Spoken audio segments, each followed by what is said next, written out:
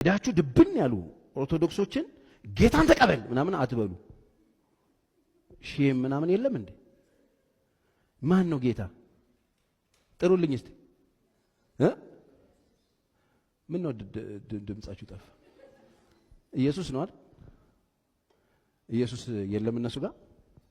እንደሱ ነው የምታምኑት? በጣም ተረጋጉ።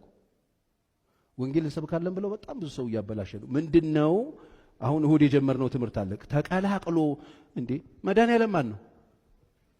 አማኑኤል ማን ነው? ማርያም ማን ናት?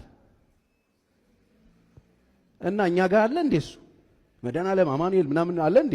አጥቢያዎች አሉ መድኃኒዓለም ብለው የሚያመልኩት ክርስቶስ፣ አማኑኤል ብለው የሚያመልኩት ክርስቶስ። ማርያም የኢየሱስ ምንድናት?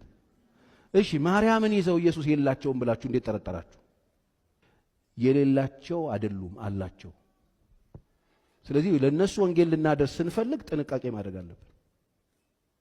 ወንጌል ከሆነ ወንጌል የትኛው ወንጌል? ስለ ክርስቶስ ከሆነ ልታወሩ የፈለጋችሁት ያላቸው ሐዋርያ ጳውሎስ መጥቶ ምንድን ነው ያደረገው?